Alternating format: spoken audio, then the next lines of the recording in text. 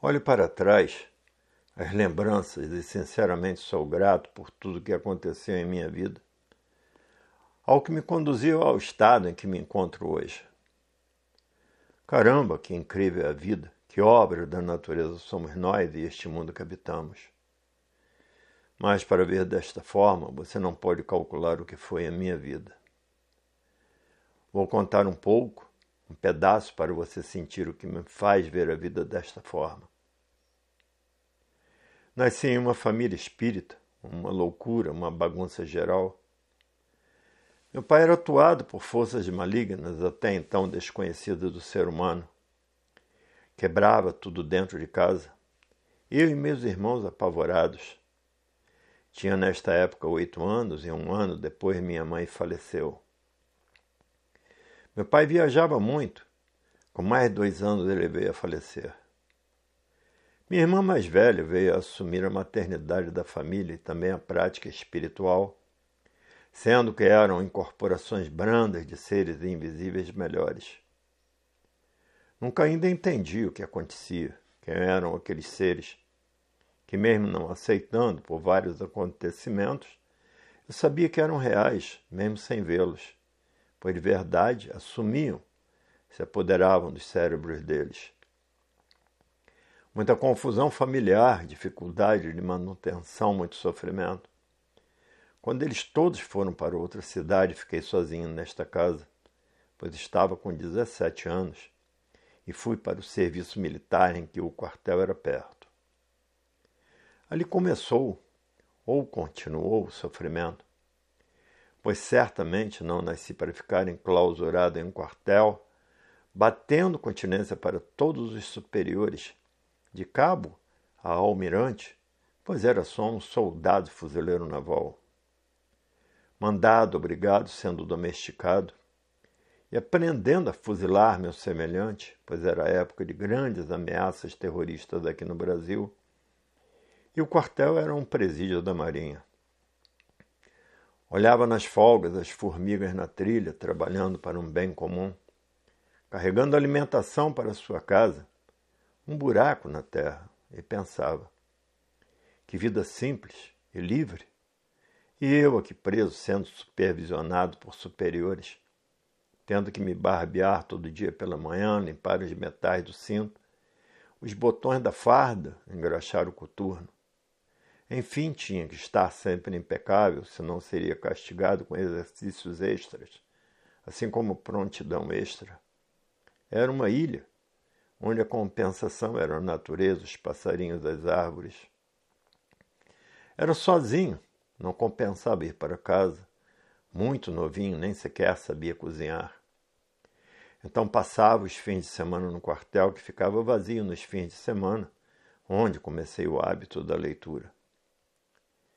Eram muitos livros variados, porém, os sem razão, todos significativos, de grandes autores de muita elevação, entre eles na época, o que traga meu coração e vibro de gratidão, O Pequeno Príncipe. Que lindo livro! Como me despertou para o que viria. Chegavam às minhas mãos livros, livros, livros. Quando comecei a ler Crer na Morte. Suas palestras, o medo, a insegurança, o sofrimento, a morte, o pensamento. O pensamento. Aí quando chegou neste tópico, o pensamento, minha cabeça deu um nó. Ele falava sobre o tempo, passado, presente, o pensamento. Olhava para dentro de mim, sabia que estava pensando, perguntando, querendo descobrir por que variava tanto, uma condução pensante que não parava nunca, pensando que não queria pensar. Como controlar o que não tinha controle? Andando na rua, comecei a pensar o que era a minha vida, o que seria depois que eu morresse, e pensei que ao morrer me transformaria em micróbios, que iriam se transformar em outros micróbios e outros, e isso seria minha vida eterna. Então, como uma luz vinda do alto, perguntei, e eu que vivo aqui dentro deste corpo, como eu fico nesta história?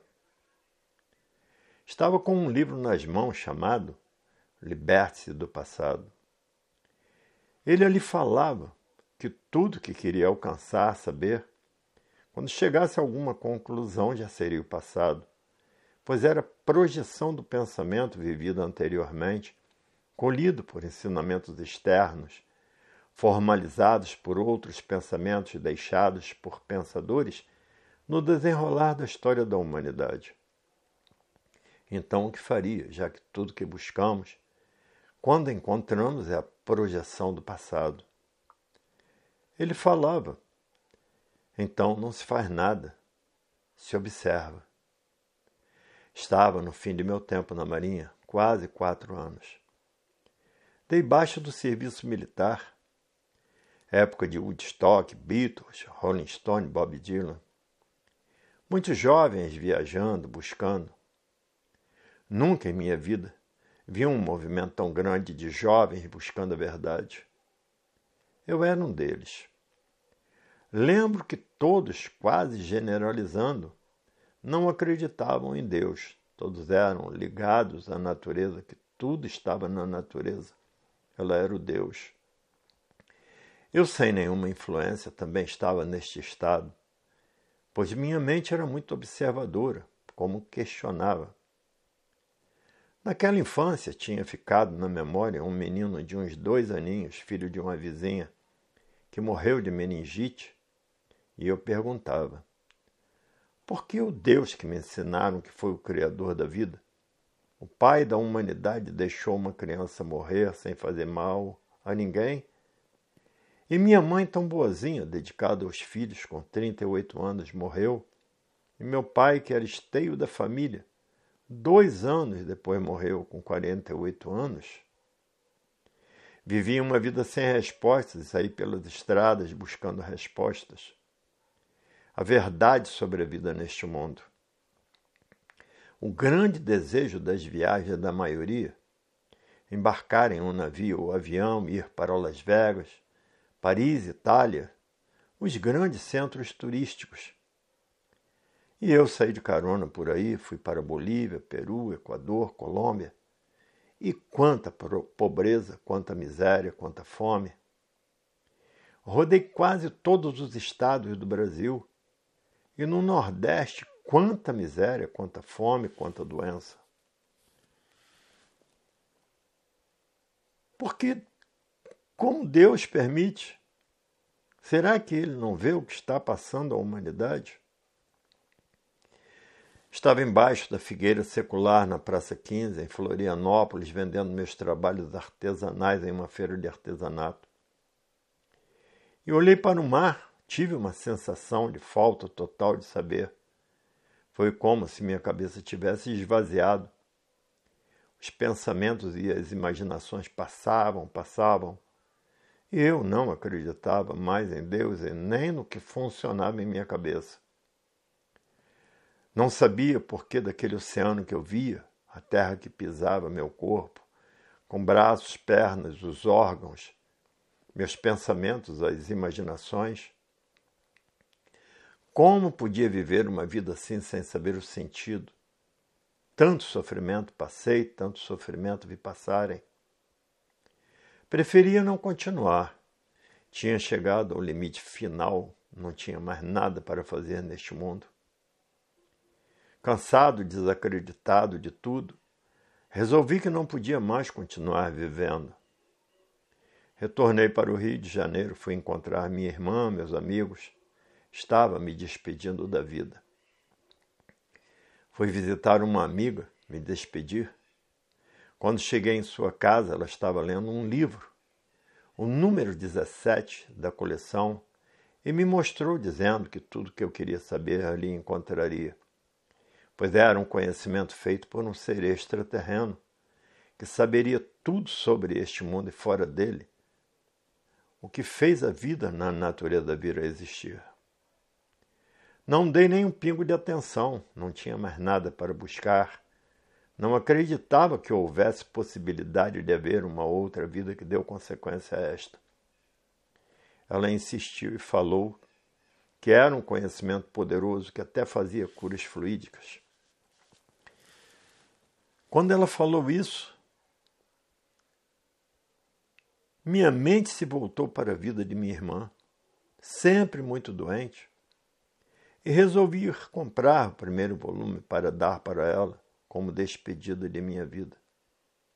Tinha na época 24 anos. Fui na livraria e comprei. Olhei na vitrine os 21 volumes, cada um com uma capa com cor diferente. Peguei um ônibus para a casa de minha irmã, passava pela praia onde fui criado, onde passei uma parte de minha infância, olhando para tudo, me despedindo, e com curiosidade resolvi abrir o pacote e ver o que ele falava ali naquele livro. Quando abri a capa do livro, as primeiras páginas, tive uma sensação desconhecida, porém desejada. O que ele falava nunca tinha ouvido, lido. Achei um conhecimento totalmente diferente de tudo que havia conhecido. Entrei na casa de minha irmã. Não dei o livro para ela, resolvi primeiro ler. Eram 10 horas da noite quando comecei a ler e terminei a última página às 6 horas da manhã, direto, sem parar nem piscar. Incrível, havia encontrado as respostas para tudo que havia acontecido em minha vida. Tudo que perguntei, respondido, em um livro de 326 páginas. Que clareza, que forma incrível de explicar, contar a gênese verdadeira da humanidade. Nem mais veio em minha cabeça aquela ideia de acabar com a vida. Eu queria viver, ler, estudar aqueles 21 volumes e consegui. Superei, me encontrei, descobri a razão de minha existência. Queria falar para todos, gritar para o mundo que a verdade estava aqui, ao alcance de toda a humanidade. Fazem 48 anos que, pela primeira vez, tive o privilégio, o merecimento, de pegar o brilhante mais valioso de todo o universo em minhas mãos, o primeiro volume dos livros O Universo em Desencanto.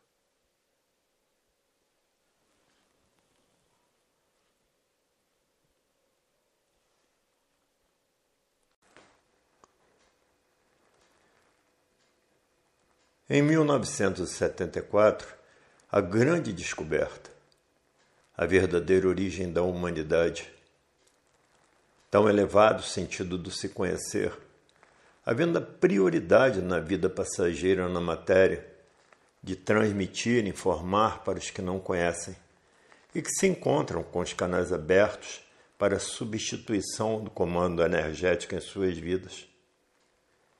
Já possuidor da veracidade do assunto, com o interior repleto de conteúdo racional, transbordando de agradecimentos ao racional superior. Eu e minha esposa saímos do Rio de Janeiro em 1976, rumo a Santa Catarina, Balneário de Camboriú. Já transmitíamos para todos a mudança definitiva para o estado natural, o desenvolvimento do raciocínio, ainda desconhecida de todos, pois os livros Universo em Desencanto foram distribuídos nas livrarias depois de 1970. Lá no Balneário de Camboriú, fazíamos propaganda aos sábados e domingos o dia inteiro, tendo sido muito rápido no Balneário de Camboriú, pois ainda não era tão povoado como atualmente. Partimos para Itajaí, município muito povoado, com muitos bairros. Eu em uma calçada e minha esposa no outro lado. Vestidos de branco, como determinado pelo racional superior, pois o branco representa a paz. Naquela época, as camisas do uniforme de cultura racional tinham um desenho em que era impresso a capa do livro, o primeiro volume. Lá ia eu, quando ao bater palmas em um portão, a casa ficava nos fundos do terreno. Saiu uma senhora pela porta, veio em minha direção e me preparei para transmitir a grande notícia para ela, que não parou para escutar, dizendo que não era a dona da casa, que certamente viria me atender. Aguardei pouco tempo e veio uma senhora me olhando, me observando. Trazíamos sempre o primeiro volume na mão para apresentar para as pessoas, completando o motivo de nossas visitas. Ela perguntou o que eu desejava, olhando para o livro e o desenho em minha camisa. Comecei a explicar que se tratava do conhecimento da verdadeira origem da humanidade, e ela se adiantou falando que estava com visita, se eu poderia levar o primeiro volume na prefeitura de Itajaí e procurar na tesouraria Rosa Brasil, que ela iria me explicar o motivo do pronto interesse sem muita indagação. Assim fiz. Ela me pediu que sentasse e começou a contar que em 1954 ela frequentava um centro espírita em que uma entidade se incorporou no presidente do centro e falou que o mundo iria se transformar em um caldeirão de confusões e que, em meio a todas as confusões, estariam aparecendo no espaço muitos discos voadores, muitas luzes, muito movimento espacial, e que estes seres dos discos voadores trariam para a Terra um conhecimento que seria a solução da vida aqui na Terra, a redenção da humanidade.